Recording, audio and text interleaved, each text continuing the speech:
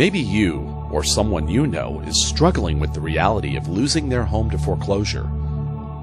Foreclosure is a primary reason for disrupting people's lives. It affects individuals and families alike.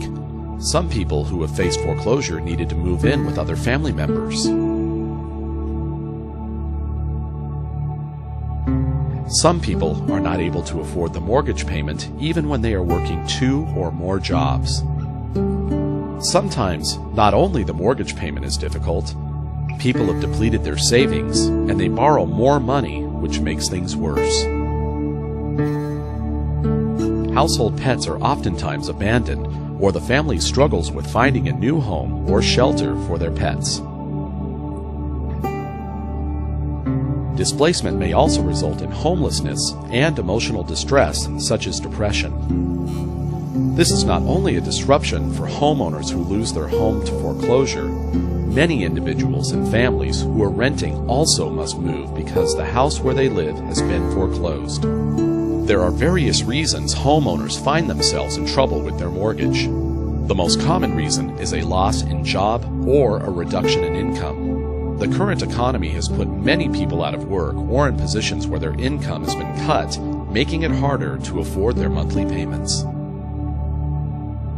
Divorce or separation disrupt the family and reduce the income used to make the mortgage payment. Illness can be short-term, and often the homeowner is able to continue making their payments once they have regained their health.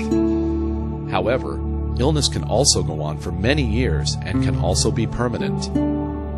Some borrowers accepted mortgages that allowed for low initial payment, but after 2 to 3 years, the interest rate adjusted upward, and so did the payment.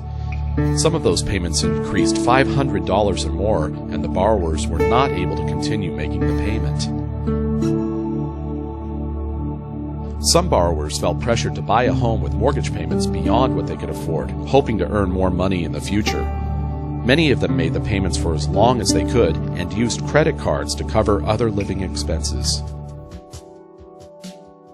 When you call your lender, be sure to have your account information handy and be ready to give a summary of the financial problems you are having. You should also have recent income statements and your household budget with you.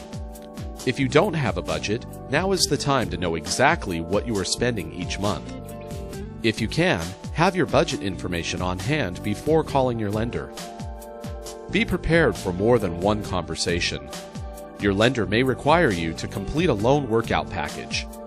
It is important that you complete it as soon as you receive it because in some cases, the lender cannot proceed to the next step without the completed and signed documents. Questions to ask. How much time is the lender willing to give you to complete a workout?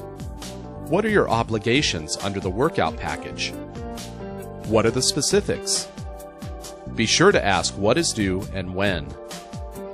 Will a foreclosure sale of your property be put on hold while your lender looks at the possibility of a workout package? What if staying in your home is not an option? First and foremost, you will need to find an affordable place to live.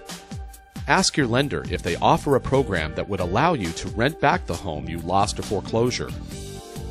Keep in mind, you will need to provide a security deposit to rent a home. Since you may have a low credit score, you may need to pay more, perhaps even double the deposit, so be prepared. If you've exhausted all resources and are in need of a place to stay, reach out for assistance. The U.S. Department of Housing and Urban Development, along with other federal agencies, funds programs to help people who need help. These programs provide a range of services, including shelter, food, counseling, and even jobs skills programs.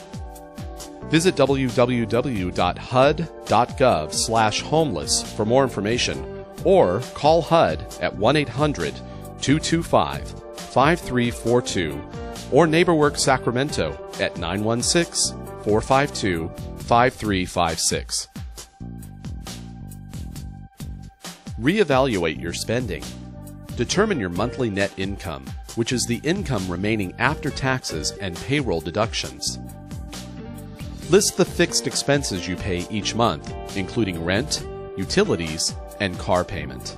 Set aside money each month for purchases you know you will need to make in the future, like haircuts, school supplies, or clothing. Compare your income with your expenses. Look for ways to increase your income and decrease your spending. Establish short and long-term goals for yourself. For example, in 6 months, you may want to eliminate $100 in monthly expenses so you can put it into savings. Set a savings plan and stick to it. Always keep an emergency fund. Just like savings, you want to ensure you have the ability to pull from an emergency account without jeopardizing your monthly expenses. Plan ahead for major expenses and avoid impulse buying. If you know that you will need to make a large purchase in the future, account for that purchase in your monthly expenses.